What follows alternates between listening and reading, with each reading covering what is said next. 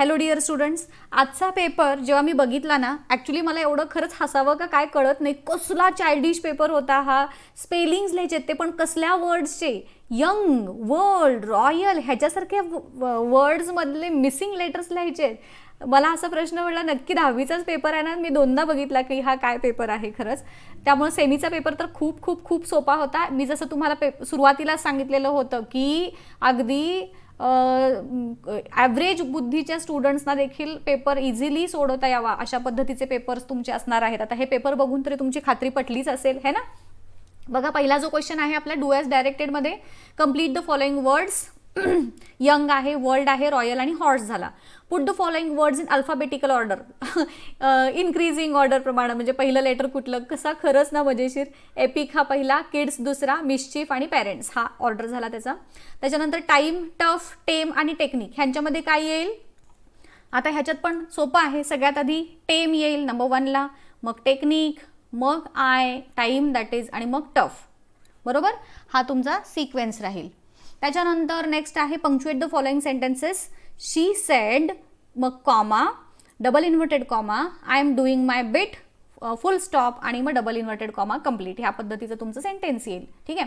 त्यानंतर then stay with me tonight, she sed.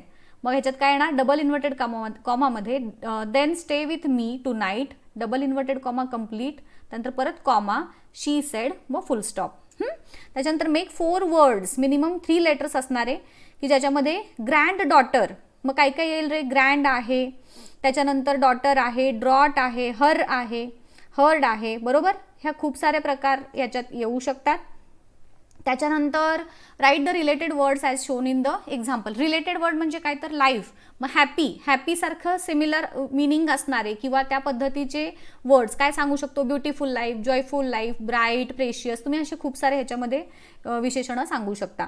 Complete the word chain. Again तुम्हाला word chain म्हणजे माहीतच आहे. पहिल्या लेटरचं म्हणजे पहिला जो वर्ड आहे त्याचं शेवटचं लेटर हे दुसऱ्या वर्डच्या सुरुवातीचं असलं पाहिजे. ईट, टेक, त्यानंतर अर्न, मग नॉड, नीड, काही पण म्हणू शकता तुम्ही. डिग, हे काही मी एक्झाम्पल दिलेत तुमचे, हे अगेन व्हॅरी होऊ शकतात.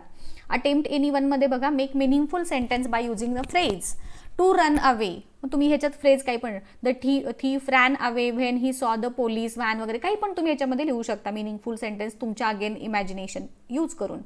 Add a clause to the following sentence to expand it meaningfully. I saw a boy who was begging in front of the temple. काय करायचं आहे, क्लॉज ॲड करायचं आहे सो दॅट त्याचं एखादं मिनिंगफुल सेंटेन्स तयार होईल ह्या पद्धतीनं. सो इथं तुम्ही अगेन तुमची इमॅजिनेशन काही यूज करून वेगवेगळे सेंटेन्सेस बनवू शकता. Attempt any one, add prefix or suffix. मग पेला तुम्ही काय वापरलं, पेएबल म्हणू शकता किंवा रिपे. त्याच्यानंतर हॅपीला अनहॅपी, हॅपीली, म्हणजे दोन्ही वर्ड्समध्ये मी तुम्हाला सफिक्स प्रिफिक्स दाखवलेत. तुम्ही इथं आयदर सफिक्स किंवा प्रिफिक्स दोन्हीपैकी काहीतरी एक यूज केलं तरी चालेल. मी तर तुम्हाला फॉर एक्झाम्पल दोन्ही लिहून दाखवलेले आहेत. Make meaningful sentences. Again pay आणि हॅपी हे वर्ड्स यूज करून तुम्ही कुठलेही तुमचे इमॅजिनेशन यूज करून मिनिंगफुल सेंटेन्सेस लिहू शकता. Then read the following passage and do the activities. ह्याच्यामध्ये काय आहे, ट्रू ऑर फॉल्स सांगायचं आहे. पहिलंवालं ट्रू आहे, सेकंडवालं फॉल्स, थर्डवालं ट्रू आहे आणि फोर्थवालं फॉल्स आहे. त्यानंतर कंप्लीट द फॉलोइंग वेब. ह्याच्यामध्ये काय दिलं आहे, the sound that broke the silence. कुठले कुठले साऊंड आहेत बघा इथे. पहिला फॅमिली स्नोरिंग, त्यानंतर intermittent chirping of the sparrows, harsh cawing of the crow, the shrill call of a kite flying high on a ground. हे जे आहेत हे सगळे काय झाले, ते जे वर्ड्स आहेत ते तिथे तुम्ही 1 by 1 लिहायचे आहेत. हे 4 प्रकारचे वर्ड्स.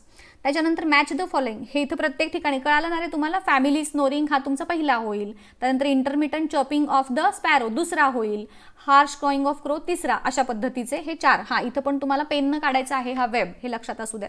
त्यानंतर match the following, match the describing words from the passage.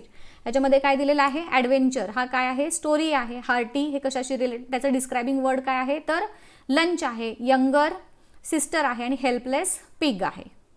Sorry हां. त्याच्यानंतर डू ॲज डायरेक्टेडमध्ये I became deeply absorbed in the book. Rewrite in a simple present tense. I become deeply absorbed in the book. त्याच्यानंतर I choose to ignore the commotion, त्यानंतर underline the infinitive, ह्याच्यातलं to ignore हे infinitive होईल. त्याच्यानंतर personal रिस्पॉन्समध्ये which type of story do you like, तुम्हाला प्रत्येकाची choice हे वेगवेगळी असू शकते. अगेन त्यामुळे मी इथं तो त्याचा आन्सर इथं मेन्शन केलेलं नाही. त्याच्यानंतर complete the following sentences. Meena stayed along as, ह्याच्यात काय सांगणार, along as her parents lived in Delhi, हे तुमचं पहिल्या प्रश्नाचा आन्सर होईल. त्याच्यानंतर Meena had the habit of complaining about anything and everything, हे दुसऱ्याचा आन्सर होईल. The narrator was caught in, काय होईल, the rain at Bombay's Flora Fountain, हे तिसऱ्याचा आन्सर होईल. आणि seeing Meena the narrator's first reaction was to run even in the pouring rain. त्यानंतर describe Meena's character. Meena's character तुम्ही काय करणार, हे she was the only child that had a habit of complaining about anything and everything. She wasn't very pleasant company and nobody wanted to visit her, हे त्याचं character तुम्ही सांगू शकता. त्याच्यानंतर similar words, pleasant, cheerful, heavy rainfall, pouring, well known, popular, noticed, spotted. Do as डायरेक्टेडमध्ये बघा, she wasn't a very pleasant company, choose the correct question tag. So was she, हे त्याचा आन्सर येईल. I spotted Meena, Meena was spotted by me, हे काय करायचं आहे, मीनापासून सुरुवात होईल असं सांगायचं होतं.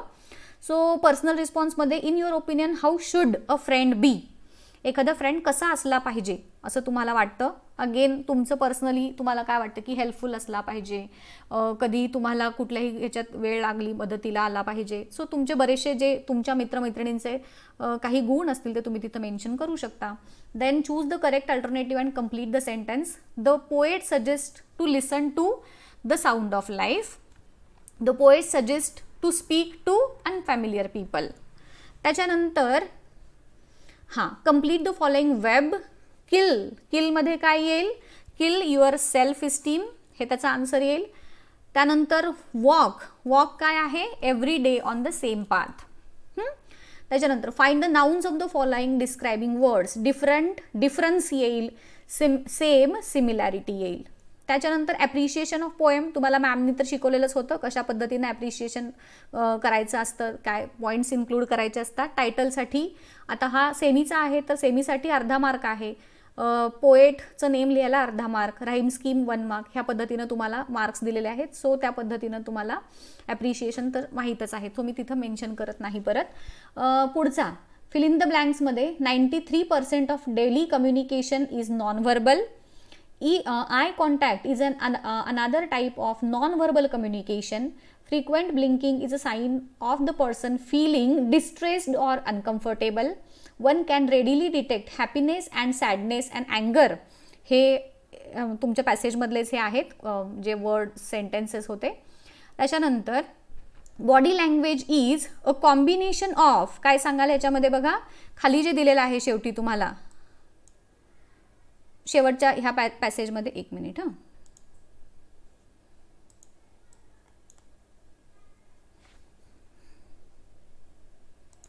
याच्यात काय काय दिलेलं आहे बघा, facial expression, gestures, eye contact, body movements, posture and voice. आता ह्याच्यामध्ये तुम्ही कसं लिहिणार इथे, तर इथं पहिल्यांदा तुमचं येईल फेशियल एक्सप्रेशन्स. त्याच्यानंतर इथे तुम्ही लिहिणार facial expression, gestures and eye contact. इथे जास्त आहे ना, सो आपण हे पण ह्यातच मेन्शन करूयात, आय कॉन्टॅक्ट. त्याच्यानंतर इथे तुमचं बॉडी मुवमेंट्स येईल आणि इथे पोस्चर अँड व्हॉइस. त्याच्यानंतर find antonyms, verbal, non verbal. Entertaining, त्यानंतर बोर्डम येईल त्याच्यातला शब्द शोधायचा आहे, तर ह्याच्यामधला boredom. Sender, receiver, comfortable, uncomfortable. Do as डायरेक्टेडमध्ये the eyes convey the range of emotion, ह्याच्यामध्ये WH क्वेश्चन काय येईल, what do the eyes convey, हा तुमचा क्वेश्चन तयार होईल. त्यानंतर physicians can tell about patients wellness. Rewrite using able to, मग काय सांगणार येते, कॅनच्या ऐवजी फक्त physicians are able to tell about patients wellness. Personal रिस्पॉन्समध्ये non verbal communication plays important role in our daily life, हे तुम्ही तुमचा सांगायचं आहे, तुमचं मत ह्याच्याबद्दल काय आहे, तुम्ही ह्या पॅसेजचा रेफरन्स घेऊ शकता त्याच्यासाठी. समरी रायटिंग तुम्हाला मॅमनी शिकवलेलंच आहे, ह्याचं सुटेबल टायटल जो क्वेश्चन नंबर 4A आहे आपला, ह्याच्यावरती तुम्हाला समरी रायटिंग लिहायचं आहे. तुम्ही त्याचं टायटल देताना काय सांगू शकता की नॉन व्हर्बल कम्युनिकेशन असं तुमचं, किंवा कम्युनिकेशन असं देखील त्याचं टायटल तुम्ही लिहू शकता. त्याच्यानंतर लेटर रायटिंग आहे, तुम्हाला काय काय दिलेलं आहे बघा, फॉर्मल किंवा इनफॉर्मल लेटर लिहायचं आहे. ह्याच्यात तुम्हाला इथं हा सेंडर्स ॲड्रेस दिलेला आहे, म्हणजे कंपल्सरी तुम्ही सेंडर हा असणार आहे, त्याचं पूर्ण नाव आणि ॲड्रेस दिलं आहे. आता इथं जी इन्फॉर्मेशन दिली आहे रोड सेफ्टी वीक, हे पॉईंट्स यूज करायचे आहेत कंपल्सरी तुम्हाला तुमच्या त्या लेटरमध्ये. खाली दिलेला आहे हा रिसिव्हर, त्याचा ॲड्रेस दिलेला आहे. आता तुम्ही इदर फॉर्मल लेटर लिहू शकता की ज्याच्यामध्ये काय सांगायचं आहे, तुमचे जे कोण आहेत चीफ ट्रॅफिक कंट्रोलर अमरावतीचे, त्यांना तुम्हाला हे फॉर्मल लेटर लिहायचं आहे की how it is useful for the residents of Amravati. काय आहे तुमचं जे रोड सेफ्टी वीक हे अमरावतीच्या लोकांसाठी कसं युजफुल आहे हे सांगणार आहे. तुम्ही हे त्याच्यात पॉईंट्स यूज करू शकता. किंवा इन्फॉर्मल लेटर कुणाला लिहिणार आहात, ब्रदरला तुमच्या लिहायचं आहे की इम्पॉर्टन्स अबाउट सेफ ड्रायव्हिंग सांगण्यासाठी ते मेन्शन केलेले पॉईंट्स कंपल्सरी तुमच्या आन्सरमध्ये आलेच पाहिजेत. ठीक आहे. त्याच्यानंतर do any one of the following, dialogue writing करायचं आहे. आता जम्बल्ड सेंटेन्स दिलेले आहेत तुम्हाला, ह्याच्यामध्ये तुमचं सेकंड सेंटेन्स हे नंबर 1ला येईल, त्याच्यानंतर थर्ड सेंटेन्स हे थर्डलाच राहील, त्याच्यानंतर हा जो सिक्वेन्स आहे तुम्हाला तर जसा दिसतोय, हे नंबर 1, हे नंबर 2, हे 3 आणि हा 4, हा सिक्वेन्स तुम्हाला डायलॉग बनवून लिहायचा आहे. 1च मार्क आहे ह्याच्यासाठी आय थिंक, है ना. त्याच्यानंतर कंप्लीट द डायलॉग. आता ह्याच्यात बघा how much is SSC exam fee, हे तुम्ही काही पण, म्हणजे एक मी फॉर एक्झाम्पल दिलं आहे, तुम्ही ह्याच्यामध्ये थोडंसं एक रिअलिस्टिक, म्हणजे जसं की बोर्डची एक्झामचा फॉर्म भरण्याची लास्ट डेट काय असते, तर साधारण डिसेंबरच्या दरम्यान वगैरे लास्ट डेट, तर ह्या वेळेस त्यांनी एक्सटेंड केलेली होती, तुम्ही ह्या वेळची एक्सटेंड केलेली लिहिली तरी चालतं, ते काय अगदी चुकीचं नाही. सो ह्या पद्धतीचं. किंवा मग जर तुम्हाला इथे बघा write a dialogue between student and teacher on importance of yoga, ह्याच्यामध्ये कंपल्सरी तुम्हाला 6 लिहायचे आहेत बरं काय, म्हणजे 6 डायलॉग्स, म्हणजे जर 2 जण आहेत ना तर त्याच्यात कंपल्सरी एकाचे 3 डायलॉग, दुसऱ्याचे 3 डायलॉग, ह्या पद्धतीनं तुम्हाला हे कंपल्सरी 6 पॉईंट्समध्येच लिहायचं आहे. त्याच्यानंतर ड्राफ्टिंग अ स्पीच तयार करायचं आहे तुम्हाला, ह्याच्यात पॉईंट्स दिलेले आहेत.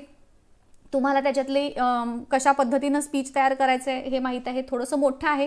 तुम्हाला जर हवे असतील ह्याचं आन्सर तर मला तसं कमेंट करून सांगा, मी सो दॅट तुम्हाला मी हे स्पीच वगैरे देखील अवेलेबल करून देईन. त्याच्यानंतर इन्फॉर्मेशन ट्रान्सफर आहे, नॉन व्हर्बल टू व्हर्बल. आता ह्याच्यात काय करायचं आहे, डायग्राम दाखवलेली आहे ज्याच्यात करिअर चूज करण्यासाठीचे काही इम्पॉर्टंट पॉईंट्स तुम्हाला कन्सिडर करायचे आहेत. मग त्याच्यावरती बेस्ड पॅरेग्राफ लिहायचं आहे. तुमचं हे पॅरेग्राफचं टायटल होऊ शकतं इम्पॉर्टंट करिअर फॅक्टर्स. आणि मग तुम्हाला कमीत कमी 2 ते 3 ह्याच्यामध्ये पॅरेग्राफ्समध्ये ही प्रॉपर माहिती जी आहे ती फिल करायची आहे. त्याच्यानंतर व्हर्बल टू नॉन व्हर्बलमध्ये काय दिलेलं आहे बघा, डूज अँड डोंट्सचा चार्ट बनवायचा आहे. ठीक आहे. नेचर कॉन्झर्वेशनशी रिलेटेड हे काही दिलेले आहेत, तर त्याचं हे टायटल तुम्ही कॉन्झर्वेशन ऑफ नेचर वगैरे अगेन थोडंफार व्हेरी होऊ शकतं, असं काही कंपल्शन नाही की हेच लिहिलं पाहिजे. सो ह्या धर्तीवरती तुम्ही कुठलंही हे लिहू शकता. डूज अँड डोंट हे अशा प्रकारे तुम्ही लिहू शकता, एक कॉलम बनवून वगैरे. आता जसं की we must plant more trees, हे डूज आहे ना, सो मग इथं तुमचं सेंटेन्स काय येईल की नुसतं प्लांट मोर ट्रीज असं येईल, किंवा तुम्ही डू प्लांट मोर ट्रीज असं लिहिलं तरी सुद्धा चालतंय. We should not cut trees, मग त्याच्याऐवजी काय येईल, don't cut trees. We must keep our area neat and clean, मग काय येईल, डू कीप युअर एरिया असं येईल, किंवा कीप युअर एरिया असं येईल. दोन्ही पद्धतीनं लिहिलं तरी बरोबर आहे. We should never discharge garbage without proper management, मग काय लिहिणार ह्याच्यामध्ये, डोंट, हे कट करायचं, don't discharge garbage. We should not pollute air and water, हे पण डोंट आहे, so don't pollute air and water. त्याच्यानंतर वी शुड नॉटच्या ऐवजी again don't use plastic bag, don't hunt birds or animals. त्याच्यानंतर do use of more public transport, किंवा नुसतं use more असं दोन्ही लिहू शकता अगेन. आणि लास्ट काय आहे, we should spread awareness about the importance of maintaining balance in nature, ह्याच्यामध्ये डू आहे, सो काय येईल, स्प्रेड अवेअरनेस अबाउट. ह्या पद्धतीनं तुम्ही आन्सर लिहिणार. त्याच्यानंतर न्यूज रिपोर्ट आहे. न्यूज रिपोर्ट तुम्हाला शिकवलेलंच आहे मॅमनी कशा पद्धतीनं रिपोर्ट रायटिंग करायचं आहे, सो तो फॉर्मॅट आहे तुम्हाला माहीत आहे, मी हे त्याच्यामध्ये डिटेल सांगत नाही. त्याच्यानंतर वन्स अपॉन अ टाईम, ह्याच्यामधून काय लिहायचं आहे, स्टोरी लिहायचं आहे. सुरुवात तुम्हाला दिलेली आहे, हा पण सोपा आहे. हां, आता सगळ्यात तुम्हाला किचकट वाटणारा किंवा थोडासा अवघड वाटणारा फॉर सेमी किंवा मराठी मीडियमच्या मुलांसाठी तर ट्रान्सलेशन दिलेलं आहे बघा. स्लोली मंदपणे किंवा संथपणे, गार्डन बाग, रिमेंबर आठवणे, आठविणे म्हटलंय किंवा आठवणे जरी तुम्ही लिहिलं तरी चालतंय, सायंटिस्ट शास्त्रज्ञ, पिकनिक सहल, फेवरेट आवडता. आता दुसरं काय आहे बघा, always speak respectfully with elders किंवा अदर्स. ह्याचं सेंटेन्स मराठीमध्ये करायचं आहे की नेहमी इतरांशी नेहमी आदराने बोलावे. हे असं इकडं तिकडं घेतलं तरी सुद्धा चालतंय, लगेच काय मार्क जात नाहीत तुमचे. त्याच्यानंतर किंवा शक्यतो ऑलवेज स्पीक हा सिक्वेन्स दिलाय असं चालेल, पण जरी तुम्ही इतरांशी नेहमी म्हटलं तरी सुद्धा चालतंय.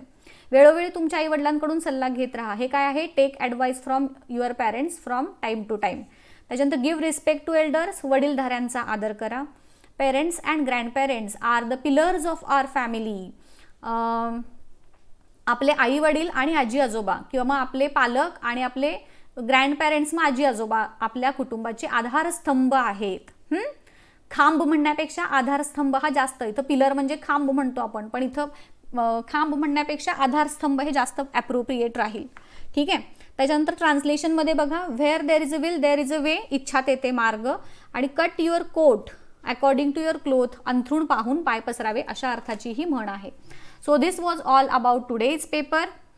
सगळी तुम्हाला आन्सर सांगितलेली आहेत, चेक करून घ्या एकदा. आणि काही तुमचे डाऊट्स असतील, तुमचे काही रिक्वायरमेंट्स असतील तर त्या पण सांगा, सो दॅट आपण त्या पद्धतीचे व्हिडिओ तुमच्यासाठी घेऊन येऊ. ठीक आहे. Thank you so much and all the best for the next papers.